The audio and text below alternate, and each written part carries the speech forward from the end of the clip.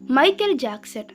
ప్రపంచ ప్రఖ్యాత dancer Michael Jackson 150 సంవత్సరాలు జీవించాలనుకున్నాడు. కానీ ఆయనను అంటిపెట్టుకొని ప్రతిరోజు ఆయనను పరీక్షలు నిర్వహించి ఆయన ఆరోగ్యం కాపాడడానికి తన ఇంటి వద్ద 12 మంది వైద్యులను నియమించుకున్నాడు.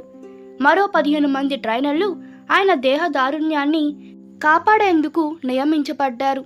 తాను తినే ఆహారం ముందుగా ల్యాబొరేటరీలో పరీక్షించబడి అప్పుడు మాత్రమే ఆయనకు వడ్డించబడేది. ఆయన పడుకునే మంచం ఆయన పీల్చుకునే ప్రాణవాయువు పరిమాణాన్ని నియంత్రించగలిగే సాంకేతికతను కలిగి ఉండేది. ఆయనకు ఏ అవయవం ఏ క్షణంలో కావాలంటే ఆ క్షణంలో ఇచ్చేందుకు అవయవదాతలు సర్వదా సిద్ధంగా ఉండేవారు. ఈ అవయవదాతలందరి యోగక్షేమాలు ఈయన సొంత ఖర్చులపై చూసుకోబడేవి. వసతులన్నిటితో ఆయన 150 సంవత్సరాలు జీవించాలన్న కలతో కోరికతో జీవనం సాగించారు. అయ్యో, ఆయన విఫలమయ్యాడే. 50 సంవత్సరాల వయసులో 2009 సంవత్సరం జూన్ 25వ తేదీన ఆయన గుండె పనిచేయడం మానేసింది. ఆయన ప్రాణాన్ని నిలబెట్టడానికి ఆ 12 మంది డాక్టర్లు నిర్విరామ ప్రయత్నాలు ఫలించలేదు.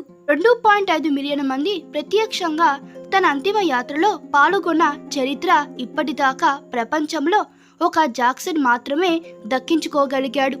ఆయన చనిపోయిన ఆ ప్రత్యేక దినమైన 25/6/2009న సోషల్ మీడియా పనిచేయడం మానేసింది. జాక్సన్ చావును సవాలు చేసి దాన్ని జయించాలనుకున్నాడు. కానీ చావే జాక్సన్కు ప్రతి సవాలు విసిరి తానే జయించింది. ఈ వీడియో మీకు నచ్చినట్లయితే మీ అభిప్రాయాలు కామెంట్లో తెలపండి. Please like, share and subscribe to my channel. Thank you.